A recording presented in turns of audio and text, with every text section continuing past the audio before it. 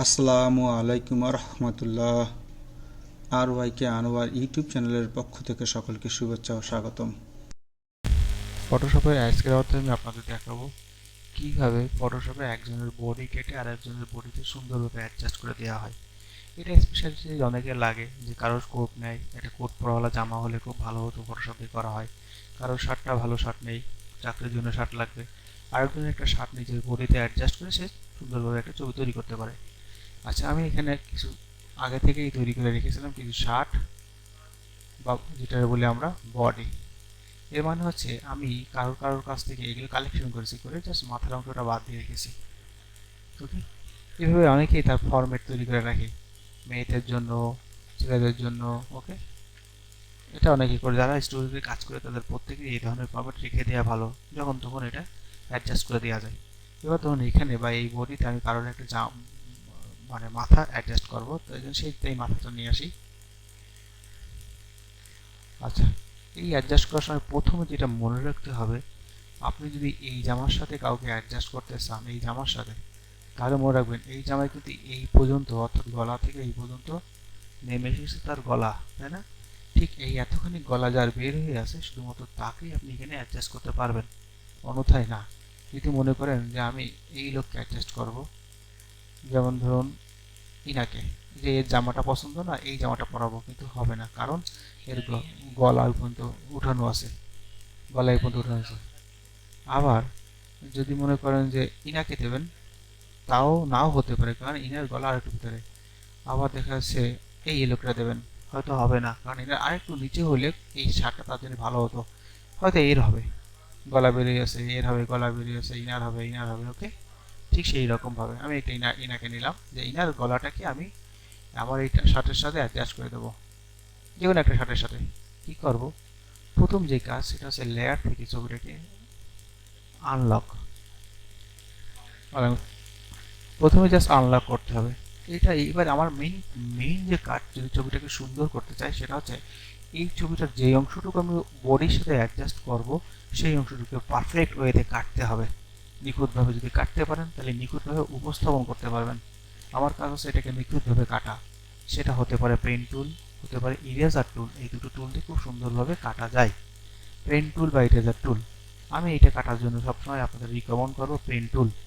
Control plus চেপে ছবিটা বড় করেন, পেন টুল নিয়ে নেন, কিবোর্ড থেকে পি চাপ দিলে মাউস পেন টুল হয়ে যায়, এই যে পেন টুল, এই জাস্ট এখান থেকে এই পর্যন্ত নিয়ে যান। হ্যাঁ, এই আমি এইগুলোতে আপনাদের রিকমেন্ড করবো। এইভাবে জাস্ট পেন টুল দিয়ে যেভাবে কাটতে হয়, এর আগে আমি আপনাদের দেখিয়েছি পেন টুল দিয়ে কীভাবে কাটতে হয়।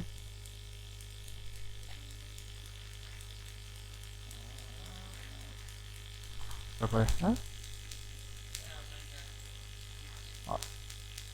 এই কন্ট্রোল সি চাপি, জাস্ট সি কপি, অথবা রাইট বাটনে ক্লিক করে, আর এটা আগে তার আগে মুভ টুল ক্লিক করতে হবে। মুভ টুল ক্লিক করে রাইট বাটন ক্লিক করে কিছু হবে না, কন্ট্রোল ভায়া কাটতে কিনে করবো না, আমার লাগবে এর একটা কপি ওই জায়গায় পেস্ট করব। তাই কন্ট্রোল সি অথবা এডিট থেকে কপি, যেখানে পেস্ট করবো সেখানে আসি, যেমন এই জামার সাথে পেস্ট করবো, কন্ট্রোল ভি অথবা এডিট পেস্ট, চলে এসেছে, সুন্দরভাবে মাথাটা এসেছে। এবার আমি মুভ টুল ক্লিক করব, করে এবার আমার যেটা করতে হবে, কিবোর্ড থেকে কন্ট্রোল টি প্রেস করতে হবে। কেন? মাথাটাকে অ্যাডজাস্ট করার জন্য শিফট আর অল্টার চেপে এটাকে সুন্দরভাবে এর পজিশনিং করতে হবে, যাতে এটা অ্যাডজাস্ট হয়ে যায়। এই হলো। এবার যেটা করতে হবে, যেহেতু আমার মাথাটা উপরে আছে, এটাকে শার্টের পিছনে দিতে হবে।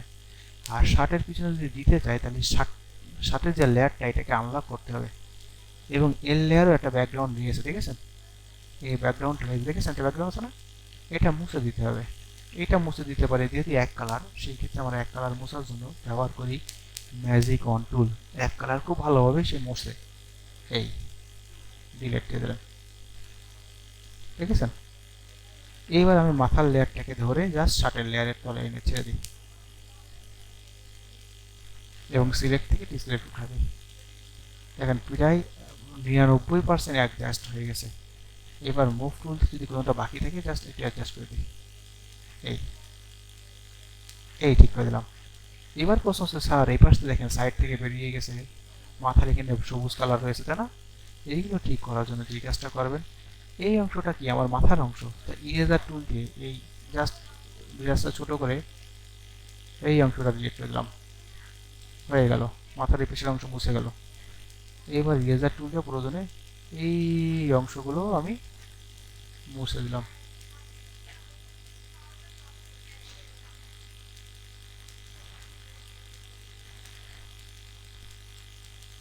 বাস, এটা মাথার শেপ এনে দিলাম, একদম গোল তো আর মাথা হয় না, তাই না?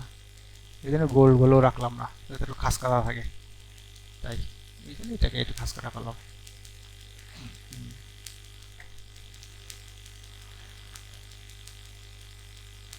শেষ, বাস থাক। আচ্ছা, এবার দেখেন মাথাটা আছে সব কমপ্লিট। এবার আমার যেটা বাকি আছে, এর কোনো ব্যাকগ্রাউন্ড দেওয়া নেই, আমাকে যেটা করতে হবে এর একটা সুন্দর ব্যাকগ্রাউন্ড দিতে হবে। এখন তাহলে একটা নতুন লেয়ার নিতে হবে, যেহেতু ব্যাকগ্রাউন্ড হবে সবার নিচে, তাহলে এটাকে টেনে এবার যে ব্যাকগ্রাউন্ড চাই না কেন সেই ব্যাকগ্রাউন্ড আমি দিতে পারি। আপনি জাস্ট কিছু না, ব্যাকগ্রাউন্ড চয়েস করে দীর্ঘ দিতে পারেন। এই গ্রেডিয়েন্ট টুল চয়েস করে পেইন্ট বাকেট টুল, এটার কাজ হচ্ছে এই ফোরগ্রাউন্ড কালার সে ঢেলে দেয়, ফোরগ্রাউন্ড কালার সে ঢেলে দেয় সুন্দরভাবে। এই হয়ে গেল একটা, জাস্ট খুব সুন্দরভাবে জাস্ট। এবার মেইন কাজ যেটা হচ্ছে আমাদের এটাকে সেভ করা, file, save as. Save as থেকে প্রথমে চিনিয়ে দিতে হবে এটা ফাইলটা আমরা কোন লোকেশনে সেভ করবো। লোকেশন বলতে পেন ড্রাইভে না সিতে, ইতে, ডিতে, কোথায়, কিন্তু কখনো সিতে সেভ করবেন না। ওকে ওকে, সি সিস্টেম ফাইল খুব প্রয়োজন না হলে, আর যদি করানো তো পরপরই কাজ করা হয়ে গেলে ক্রিয়েট করে দেবেন। আপাতত ধরুন কাজের প্রতি বোঝানোর জন্য ডেস্কটপে সিলেক্ট করলাম। প্রথমে ফাইল নেমের ঘরে ফাইলের নামটা দেবেন, ধরেন এর নামটা আমি দিয়ে দিলাম রিয়াজ মোড। এবার সেভ অ্যাজ টাইপ যদি আমি এখন পিএসডি রাখি, তাহলে যে সুবিধাটা হবে আমি যখন তখন চাইলে এর স্বাদ চেঞ্জ করে দিতে পারবো, কারণ শার্টের জন্য আলাদা একটা লেয়ার আছে, যখন তখন চাইলে এর ব্যাকগ্রাউন্ড আমি চেঞ্জ করে দিতে পারবো। তার মানে হচ্ছে ফাইলটা সেভ হবে ফটোশপ ডকুমেন্টে, আর ফটোশপ ডকুমেন্টে সেভ হলে লেয়ারগুলো আলাদা আলাদাভাবে পাওয়া যায়, আবার চেঞ্জ করা যায়। তাই আমি প্রথমে ফাইলটাতে ফটোশপ ডকুমেন্টে সেভ করি, কোনো মেসেজ লোকে চাপি, আবার ফাইল থেকে সেভ অ্যাজে চাই। দ্বিতীয়বার সেভ করার সময় আমি এখান থেকে চিনিয়ে দিই হচ্ছে JPEG, joint photography exchange group, choice করে দিয়ে সেভে ক্লিক করি।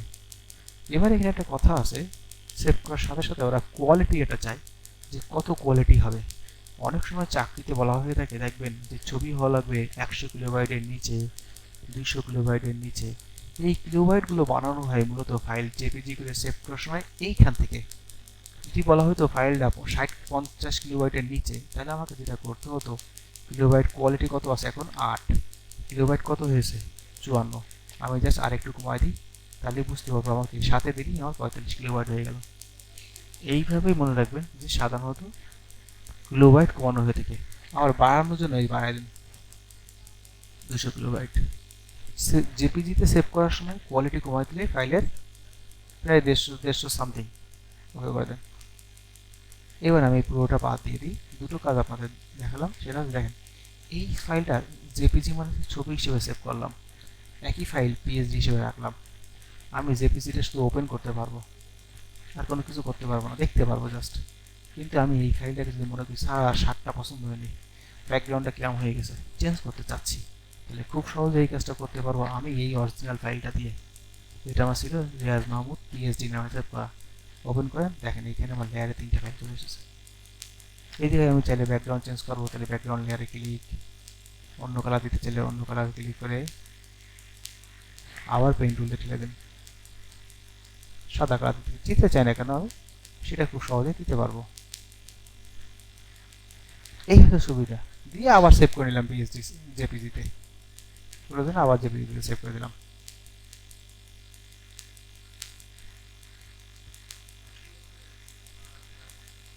এবার দেখেন সাদা এবং দুটোতে সেভ হয়েছে। এই হচ্ছে একটা ফাইল তৈরি করে সেভ করার টোটাল প্রসেস। অবশ্যই ফাইলটা দুইভাবে সেভ করবেন, একটা জেপিজি, একই নাম দেওয়া একটা পিএসডি। ধন্যবাদ।